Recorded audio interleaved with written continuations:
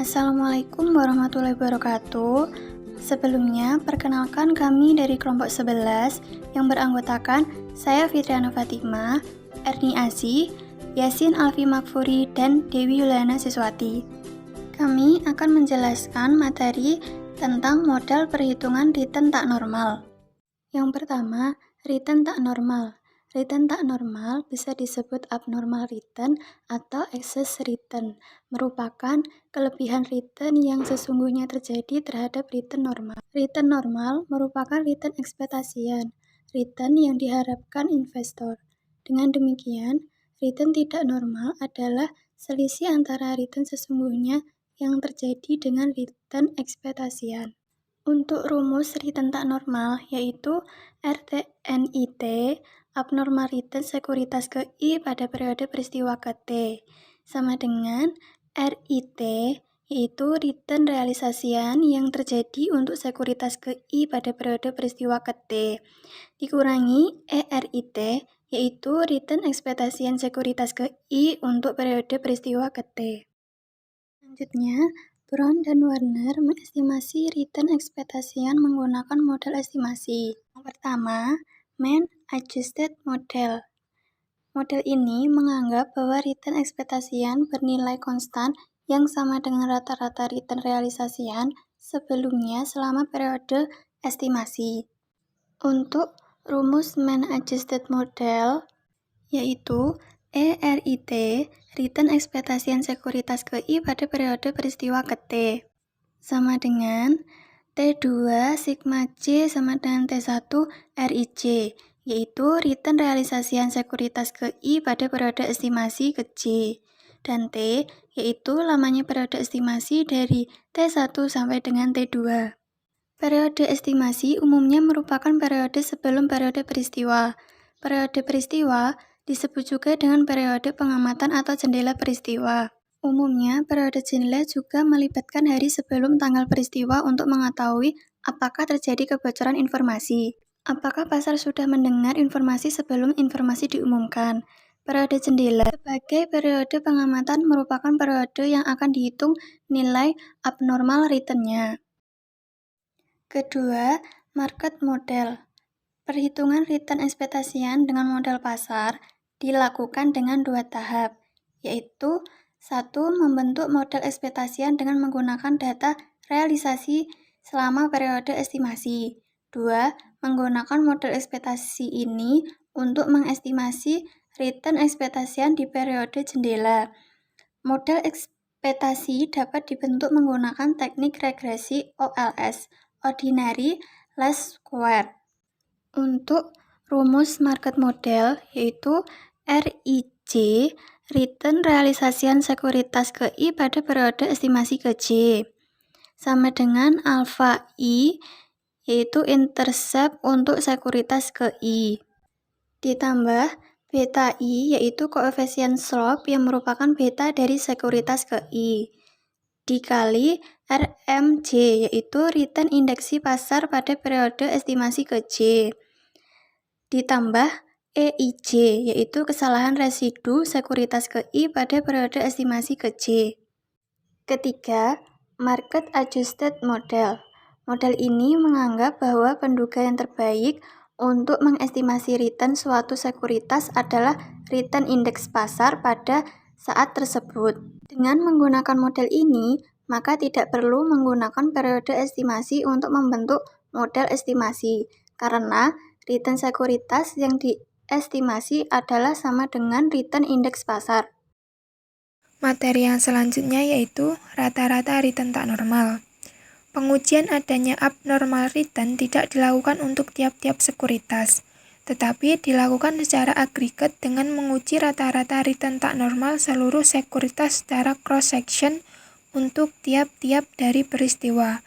Rata-rata return tak normal atau average abnormal return untuk hari ke-1 dapat dihitung berdasarkan rata-rata aritmatika sebagai berikut. Untuk rumusnya bisa teman-teman lihat di video ya, dengan keterangan RRTNT sama dengan rata-rata return tak normal atau average abnormal return pada hari ke T RTN I kali T sama dengan return tak normal atau abnormal return untuk setiap sekuritas ke I pada hari ke T. K sama dengan jumlah sekuritas yang terpengaruh oleh pengumuman peristiwa. Contoh hasil rata-rata return tak normal menggunakan model pasar. Bisa teman-teman lihat di video ya. Pengujian rata-rata return tak normal digunakan pengujian t-test yang menguji hipotesis 0 bahwa rata-rata return tak normal adalah sama dengan 0. Dari hasil rata-rata return tak normal untuk masing-masing hari di periode peristiwa dapat ditarik kesimpulan sebagai berikut. 1. Adanya reaksi pasar sekitar tanggal pengumuman pada hari -1, 0, +2, dan +3 menunjukkan bahwa peristiwa tersebut mengandung informasi. 2. Pasar bereaksi lambat dan berkepanjangan untuk menyerap informasi, atau pasar membutuhkan waktu paling tidak sampai 5 hari untuk menuju keadaan equilibrium yang baru, yang ditunjukkan pada masih adanya abnormal return sampai hari ke +3. 3. Pasar juga belum efisien untuk setengah kuat secara keputusan karena pasar belum efisien secara informasi. Yang selanjutnya, akumulasi return tak normal. Beberapa penelitian mengenai studi peristiwa juga menggunakan akumulasi return tak normal. Akumulasi return tak normal (ARTN) atau cumulative abnormal return merupakan penjumlahan return tak normal hari sebelumnya di dalam periode peristiwa untuk masing-masing sekuritas dengan rumus sebagai berikut. Bisa teman-teman lihat di video ya.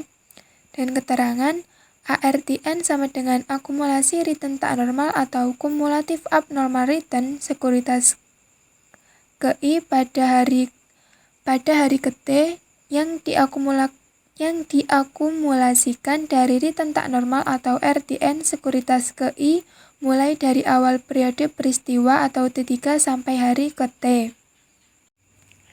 RTN I kali A sama dengan return tak normal atau abnormal return untuk sekuritas ke I pada hari ke A, yaitu mulai T3 hari awal periode jendela sampai hari ke T. Jika terdapat K buah sekuritas, maka akumulasi rata-rata return tak normal atau ARRT atau cumulative average abnormal return dapat dihitung sebagai berikut.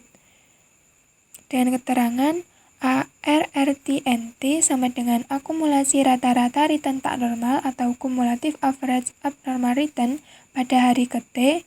ARTNI kali T sama dengan akumulasi return tak normal atau cumulative abnormal return sekuritas ke I pada hari ke T. K sama dengan jumlah sekuritas yang terpengaruh oleh pengumuman peristiwa. Akumulasi rata-rata return tak normal atau ARRTN dapat juga dihitung mengakumulasikan rata-rata return tak normal untuk hari-hari sebelumnya. Jika rata-rata return tak normal hari ke T adalah ARTNT, maka akumulasi rata-rata return tak normal hari ke T atau ARRTNT dapat dihitung sebagai berikut dengan rumus yang bisa teman-teman lihat di video ya. Dan keterangan ARTNT sama dengan akumulasi rata-rata return tak normal atau cumulative average abnormal return pada hari ke T. RRTNA sama dengan rata-rata return tak normal atau average abnormal return pada hari ke A, yaitu mulai T3 atau hari awal periode jendela sampai hari ke T. Contoh hasil akumulasi rata-rata return tak normal menggunakan model pasar. Bisa teman-teman lihat contohnya di video ya. Akumulasi rata-rata return tak normal hari kedua adalah penjumlahan rata-rata return tak normal hari ke-2 dan ke-3. Akumulasi rata-rata return tak normal hari ke-1 adalah penjumlahan rata-rata return tak normal hari ke-1, -2, dan seterusnya. Lalu yang keempat, materi keempat yaitu pengujian statistik terhadap return tak normal. Pengujian statistik terhadap return tak normal memiliki tujuan agar dapat melihat signifikasi return tak normal yang ada di suatu periode peristiwa. Signifikasi yang dimaksud ialah bahwa return tak normal tersebut secara statistik signifikan tidak sama dengan 0 atau bila positif untuk kabar baik dan negatif untuk kabar buruk. Secara garis besar, pengujian T yang menguji hipotesis 0 bahwa suatu nilai parameter sama dengan 0 yaitu T sama dengan beta dibagi kesalahan standar estimasi dengan keterangan T sama dengan T hitung dan beta sebagai parameter yang akan diuji signifikasinya. Selanjutnya yaitu beberapa cara yang digunakan untuk menentukan kesalahan standar estimasi. Yang pertama yaitu kesalahan standar estimasi berdasarkan rata-rata return periode estimasi. Cara yang pertama untuk menghitung kesalahan standar estimasi berdasarkan deviasi nilai rata-rata returnnya selama periode estimasi bisa dirumuskan dengan KSEI sama dengan akar dari sigma RI dikurangi R dalam kurung kuadrat dibagi T1 min 2 dengan keterangan KSEI adalah kesalahan standar estimasi sekuritas KI RIJ yaitu return sekuritas KI untuk hari ke-J selama periode estimasi RRI yaitu rata-rata return sekuritas KI selama periode estimasi dan T1 yaitu jumlah hari di periode estimasi yaitu hari ke-1 sampai dengan hari ke-T2. Lalu yang kedua yaitu kesalahan standar estimasi berdasarkan prediksi return periode estimasi. Pada cara yang pertama tadi nilai standar yang digunakan yaitu nilai rata-rata returnnya. Sedangkan pada yang kedua nilai standar yang digunakan yaitu nilai estimasi returnnya.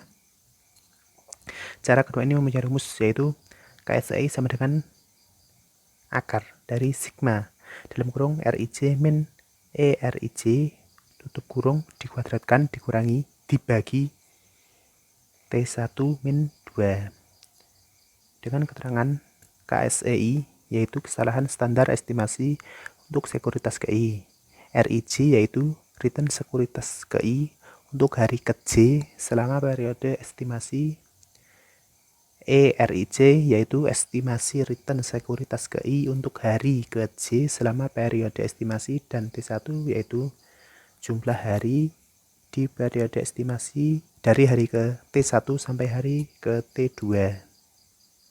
Sekian presentasi dari kelompok kami, kelompok 11, tentang model perhitungan return tak normal. Terima kasih telah menonton video kami. Semangat menjalankan ibadah puasa, jangan lupa tersenyum. Terima kasih semuanya. Wassalamualaikum warahmatullahi wabarakatuh.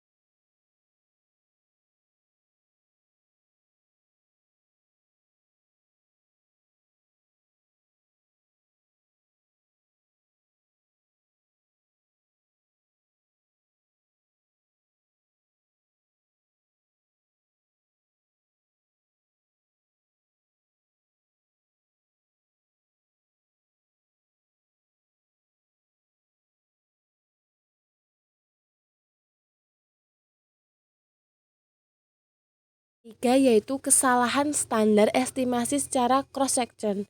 Cara ketiga ini lebih tepat digunakan untuk model sesuaian pasar atau market adjusted model yang hanya menggunakan periode peristiwa dan tidak digunakan periode estimasi. Kesalahan standar estimasi ini